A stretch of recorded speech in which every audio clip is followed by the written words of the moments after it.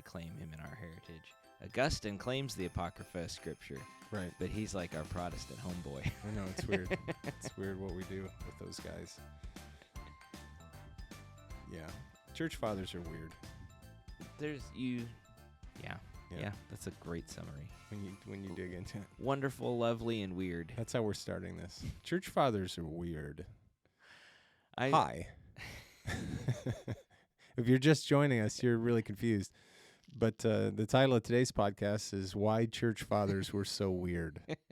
I wish I could answer that. I haven't spent enough time in the church fathers. I sat in a conference one time on kind of, because there was a big movement about a decade and a half ago on retrieval of the early sources in the church Right. fathers, and Right. which was great. Yeah, it's cool. My biggest memory of that, one of my professors, a guy named Michael Graves, who is a phenomenal expert on all this stuff. He's giving a lecture, and he's talking about Julian the Apostate at one point. He's like, Julian the Apostate, though no doubt his mother just called him Julian. And he just continues going on. I mean, it was just this glorious little... So I learned nothing. I learned a lot. I remember nothing from the lecture apart from that, like, just offhand joke. It was wonderful. Poor guy. Imagine carrying that around the rest of your life. Julian the Here's Apostate. Julian the Apostate. Dude, my last name is Smith. It's Smith. Funny. Thanks for joining us this morning.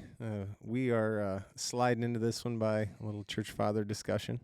It's nice and light topics for this morning, but we haven't talked to you in a bit. But it's Advent season, Brandon. It is. We have been preaching through searching for Jesus in the Old Testament. So how do Old Testament passages point forward? Specifically the Decalogue, right? So The Genesis, Pentateuch. Exodus, Leviticus, Numbers, Deuteronomy. So just looking specifically through, like, how does God show up in the Old Testament, Genesis, Exodus, Leviticus, Numbers, Deuteronomy. Especially, launching from Jesus. We've been in John's Gospel prior to that, and Jesus' kind of mic drop moment at the end of chapter 5 when he's talking with the Jewish leaders is that you claim to have Moses. If you believed Moses, you would believe me because he wrote about me. And so, how in the world did Jesus write, or did Moses write about Jesus? Yeah, and I appreciate that we went there because it is a different direction than what I've ever really heard. And I mean, I've always heard the passages from Isaiah, quoted. You get a couple from Genesis, a couple from Isaiah. I've always heard that standard fare, but very rarely has anybody been like, we're going to have a lot of fun this Christmas by jumping into Leviticus. So that's been exciting. But we're gonna cover in a couple different episodes, this one and then the next one. We're going to cover some of the things that we've talked about since we've been in the Torah, and we are going to try to dive a little bit more into the things that we can't cover when we're preaching because we just can't. Oh, totally. Especially when you're dropping into a single passage of one book each week. I mean, it's a very high level. And really, we're dealing mostly with the details of that passage rather than like the message of the whole book or things like that. So, but there's some fun little nuggets in there that I think are relevant to the discussions that we're going to have, and maybe even some questions that people might be asking as they've heard these things. Because we've talked about sacrifice and blood quite a bit. There's been some of that. There's been some of that, which I mean, that's one of the knocks on Christianity, even from internally from more what we would say like progressive or liberal scholarship might be to move away from bloody Christianity and into a more nicer. You've had a number of different hesitancies, and to your point, every passage we've looked at so far has dealt with blood. Like the sacrifice, the almost sacrifice of Isaac, the Passover lamb, the Day of Atonement. Right. Like it's just dripping everywhere. And so you like that? Yeah, I do. You've got numerous kind of hesitancies to that idea of atonement, but as you're talking about, one of I think the newer ones or more recent modern, uh, criticisms is the violent nature of it. Sure. Right. Like we're, older hesitancies toward, what we might call penal substitutionary atonement. And of course, there's lots of aspects to atonement, and maybe Right. we'll get into some of that. We will get into that in the next episode. In the next one, okay. Right, There's the teaser. Yeah. But you don't get the church fathers, for instance, or the Right. reformers or others complaining about how violent the sacrificial system is. That's just Correct. not a category they're concerned with. No. It's a very modern sensibility.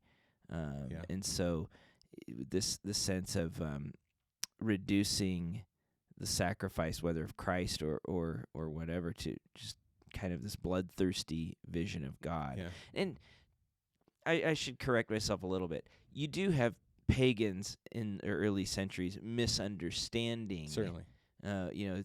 thinking that, the Christians are like drinking, Right. Jesus' blood and all sorts of, literal.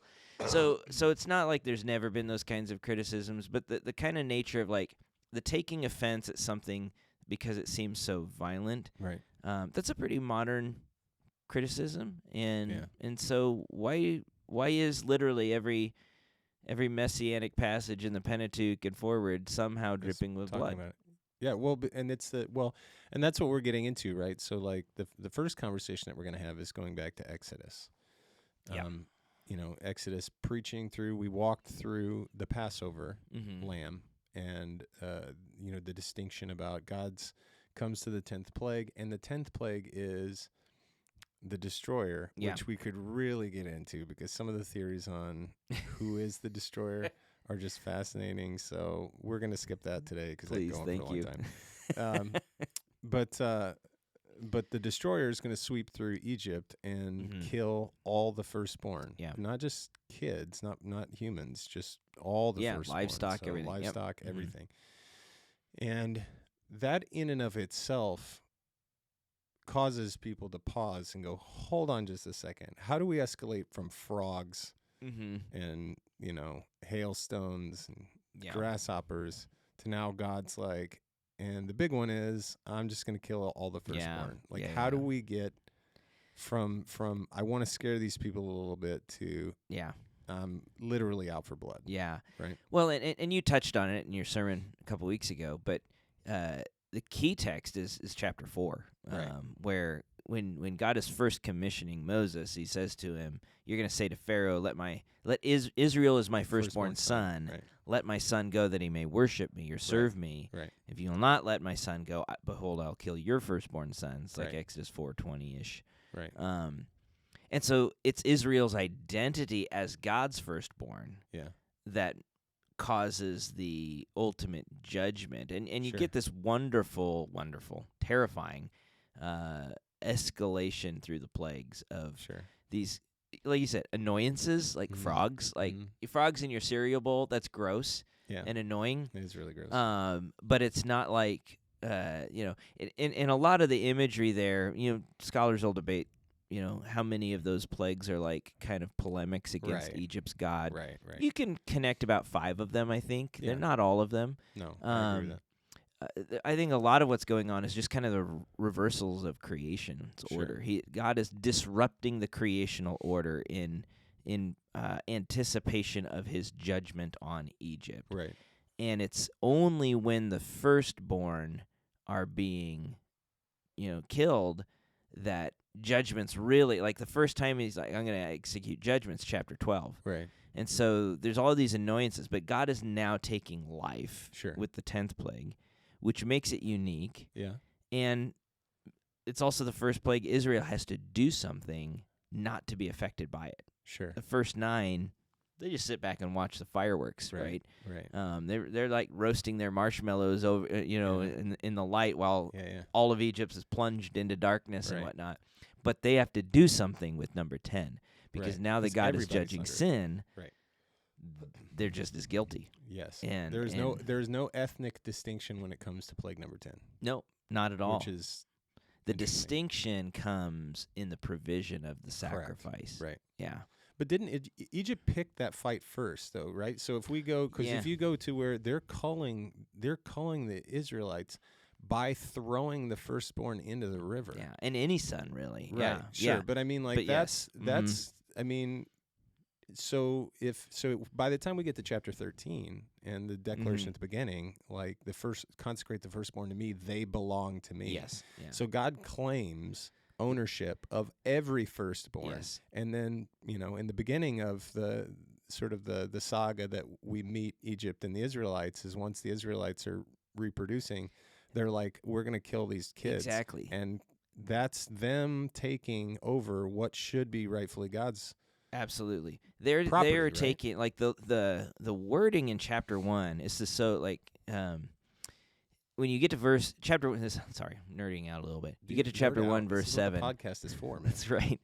Chapter 1 verse 7 has just these wonderful echoes of the whole book of Genesis in them. Like it's all of the language of God's creational plan and promise to Abraham Right. just exploding off the page.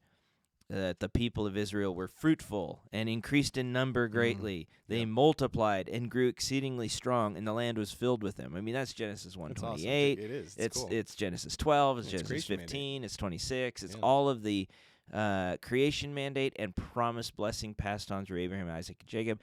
God's doing his thing. Right. Except the land they're filling is not the land of promise yet. Yeah. So there's another thing that needs to be done. Yet, when Pharaoh then opposes them in verses 8 through 10, the very thing he's opposing is the faithfulness of God to fulfill his promises. Right, sure. Behold, the people of Israel are too many. That's the same word as multiplied. And too mighty, which is the same word as they grew increasingly strong. Mm-hmm. So it's verbally connected directly to the fulfillment of God's promises. So Pharaoh isn't just worried about this. I mean, maybe in his own mind he's worried about this international problem. He is opposing the promise and purpose of God for creation and covenant. Right. Yeah. He is setting himself up against God. Right. And then his ultimate act of trying, because every time he does it, they just keep growing and it doesn't work. Yeah. So then he turns to slaughtering the sons. Yeah. He makes himself the god of death. Exactly. Right. Exactly. And so, he's messing with God's son, Yeah. God's firstborn son. And Right. so God is going to bring judgment on him. Right. And yet, again, the shocking part is Israel needs protection from it too. Right. Like that's the part you don't see coming. All of a sudden, you got this wonderful, fast-paced narrative flow. For the first 9 narratives, they move pretty quick, and then it just bogs down. Yes. Like you get this whole chapter introducing the 10th narrative, chapter Right. 11. Then you get this whole ceremony Yeah. introduced. The plague itself takes like 6 verses in Right. chapter 12. Sure. Right. Yeah. And then you get more narrative Right. about more instructions of remembering it. Right. And then it keeps going in chapter 13. Right. So it's just like all of a sudden time stands still with this final thing because Right. this is the climactic It's the climax. moment. Yeah. And it's also unfair. It's unfair to focus on that thing. Like if again, like more.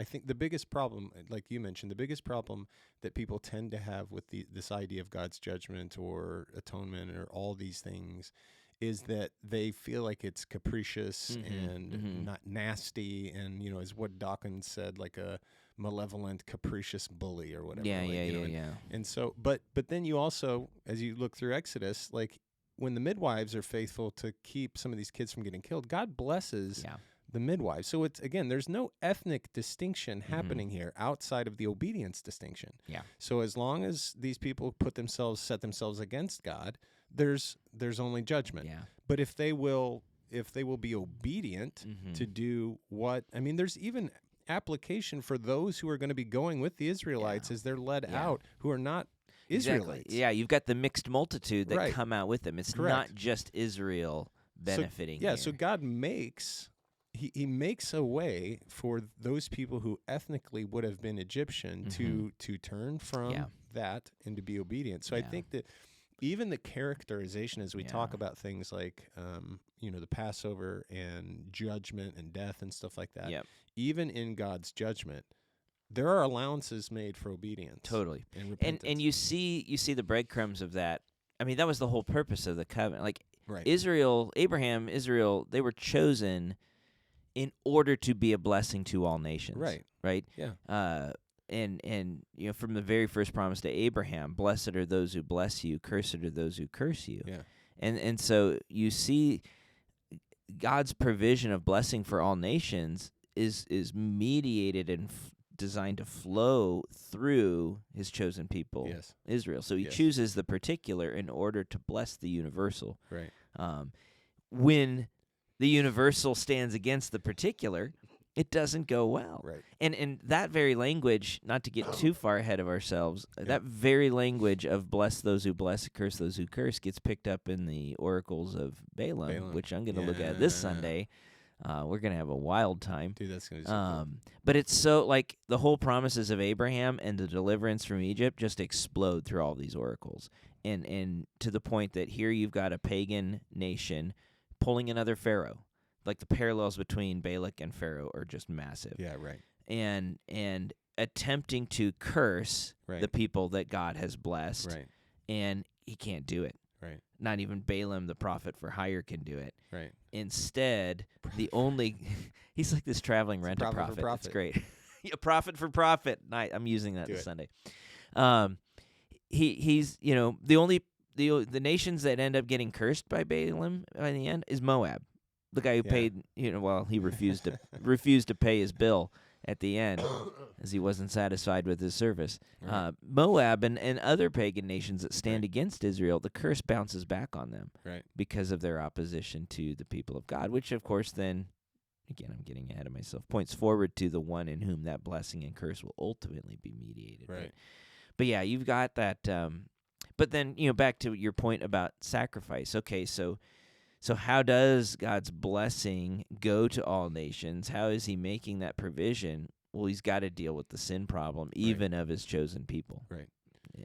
So then the thing that I would like to talk about as succinctly as we can, though there's a lot of it, is what's the deal? I almost said it like Jerry Seinfeld. What's the deal with the firstborn? What's the deal with the firstborn? Yeah. Especially so you get into 13, and right after the Passover instructions, here's how you're going to do this, here's how you're going to remember this. Then in 13:1 is that, which I initially thought I was preaching because I read the text wrong. And I considered you to be a genius of all geniuses. Well, you can continue considering that if you want to. My best. But I'm not that smart. Sorry. I'm getting over a little bit of a cold. The Lord spoke to Moses, consecrate every firstborn male to me, the firstborn from every womb among the Israelites, both man and animal, it is mine. Yep. And so that whole section, that first part of 13, especially 1 through 13, is the idea or the implications of the consecration of the firstborn, right? We bounce back to, as you said, Exodus chapter 4, Israel is my firstborn son. But the thing that, if you're reading carefully from the beginning of Scripture, Israel is kind of God's firstborn son, but Israel was named after Jacob, and Jacob is not the firstborn son. Correct. Right? And in the same way that when you were preaching through Genesis, consecrate your firstborn son, well, Ishmael's actually the firstborn son. Yeah. So then why when God makes the statement about the firstborn son, why is there already a long-standing example that God has forsaken the actual physical firstborn son for the choice of the secondborn? That's one of those things that I know probably seems nitpicky, but it just nags at you because there's got to, you want to know, there's got to be some sort of reason that will satisfy the curiosity of, if God is focusing on the firstborn, why has the firstborn in both major cases been set aside for the secondborn? Yeah. And not to muddy the water further, but then you move forward, you get David's the lastborn. Right. And Solomon is not the firstborn. And so you have that tradition, that cultural tradition, which again, even it's funny because even Isaac is attempting to bless the firstborn. He has to be duped into giving his blessing to the secondborn. Right. So there's it's what a power move, man. It's that shifty little Jacob. What a dumb old man too. Like he just put hair on his, he's fake hair. It's fascinating. It is fascinating. And I don't know that I have an answer off the top of my head for something. It's a fascinating observation though, where you have this reversal of the one whom the world would expect to put up in front, It's almost kind of the last will be first type thing. Yeah, right. Built into the very fabric of God's storyline. That the firstborn is who God says the firstborn is. Right, right. Yeah. And so, yeah. But that's a good reminder, and it does.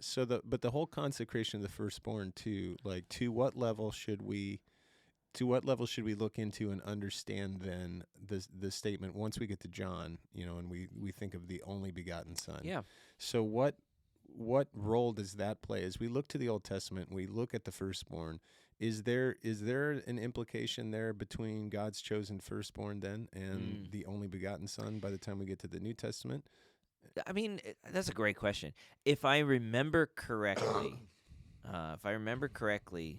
the word for only begotten in John, monogenesis, or something like that. Yep. I believe in the Septuagint, which is the Greek translation of the Hebrew Bible. I believe it uses the same word in Genesis 22. Right.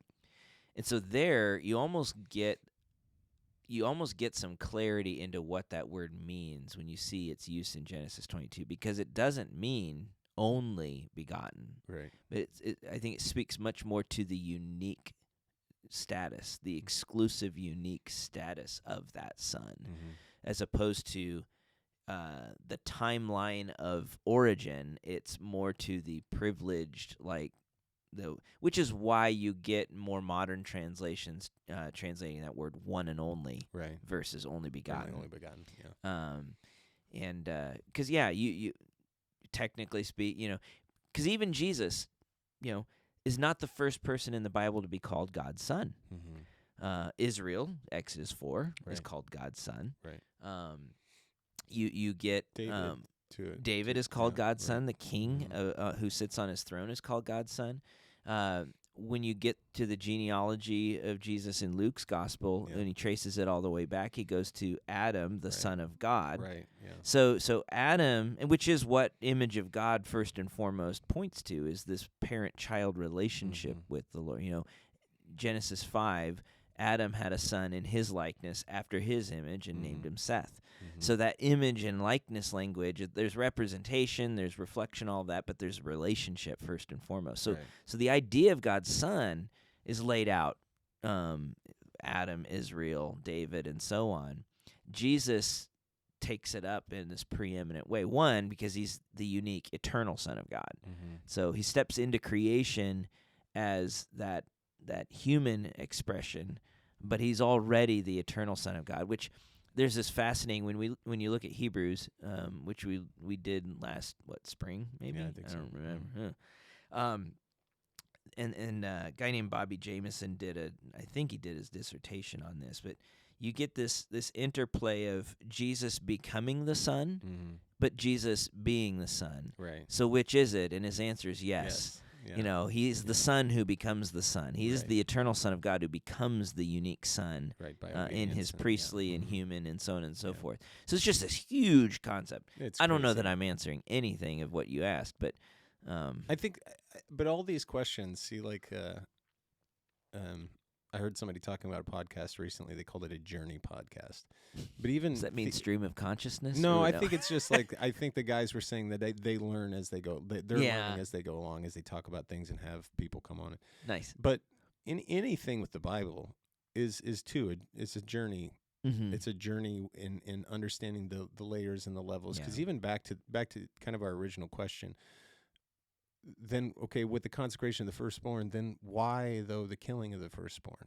And then why is it that there's a pattern right from the beginning? Like Genesis, there's a pattern of substitution. Yeah. Hey, give me your son. No, okay, thanks for your faithfulness. Here's the sacrifice. The amazing, for me, one of the most amazing things about that passage that you preached is, how long did it take this ram to get caught in the thicket? When did God, in his sovereignty, send this ram off wandering that finally it ends up right in the place where it's supposed to end up? The things that come together in that moment are just glorious. But then you've got, in Exodus, you've got the lamb's blood on their doorposts.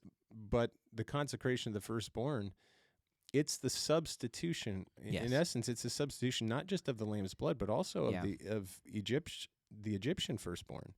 In the place of their desire to kill God's firstborn. Mm. So the pattern of substitution began really early. Oh yeah, that gets to that heart of, So there's a couple of things in there. One of the first questions you ask is, why is there all of this blood? Right. So and it deals with what you just said, this whole substitution thing, that sin has to be judged. Right. So blood does not only judge sin. Right. It also cleanses, as you see, as Right. Josh talked about last week in Leviticus 16. And it consecrates, which you see somewhat with the consecration of the firstborn. Yes. But the fact that Israel had to be, if God was not dealing with sin through the sacrifice of the lamb in place of the firstborn, you don't actually need the Passover for Israel to get out of Egypt. Right. Like, it is a completely unnecessary part of the story. Right. Yes. If there's no sin bearing happening or no wrath being satisfied. Right. Right. Just move on. God rescues him. He doesn't. But the fact that he's judging sin by, in order to deliver Israel, he's going to judge Egypt's sin. But Israel's also guilty of sin, so he has to provide a protection for them. Yeah. That speaks very clearly to sin is being dealt with. Yes. Israel's not just being saved for God; they're being saved from God. Yeah. And then for God, by God, from God, and for God. So hold that thought, because that's what we're going to get into in the next podcast. Okay. I'll stop that. Yeah, I keep getting ahead. So hold that thought. But in the overall, but when we talk about, at least as far as Exodus and the Passover is concerned, that's where we end up. Yeah. We'll talk more in kind of the passage that Josh preached to us in Numbers in our next podcast. But just to cap off this one, it emphasizes, when we look at what's happening in Exodus, what it's emphasizing is that God has a very definitive plan of redemption for humanity. That plan has to come through the judgment of sin and some sort of hope of deliverance for those people whom God has set apart for himself. And that's really the... And it's beautiful too, because like when you keep following the thread of the firstborn in the Pentateuch, so obviously the animals are to be sacrificed. They can be redeemed. Right. You can sacrifice a substitute, and the humans must be redeemed. Right. The human firstborn are not allowed to be sacrificed. Right. They have to be redeemed. Something else has to die in their place. Right. Eventually, the whole collective of the firstborn get redeemed by the tribe of Levi taking their place. There's this exchange, and so there's just this beautiful representation that the firstborn has of the rest of the people. Right. And so you get that representative, and the firstborn, the lamb dies in place of the firstborn, which is also not just the kids but the nation. Yes. Now Levi takes the place of the firstborn as these representatives before God of the nation. Yeah. Jesus is that ultimate firstborn. Right. I mean, there's so much wonderful stuff there. What's additionally amazing is in that first Passover, there is no Levitical. Yeah, there's a setup. There's it's a nation of priests. So it's the priesthood of God's people. Yeah, and then God says, "Well, I'm going to set these guys apart." Yeah, as this example again. Not necessarily out of the necessity for the forerunner or precursor to what we're supposed to see through Christ, which is what Hebrew fulfills, is helping us understand why all these things were set up in the first place. Yeah, so absolutely, dude, awesome, man. All right, should we land the plane here? Pick up the next one? Yeah, we're gonna land it. We're gonna land it right here. If you have any more questions about Exodus, just send them to Brandon.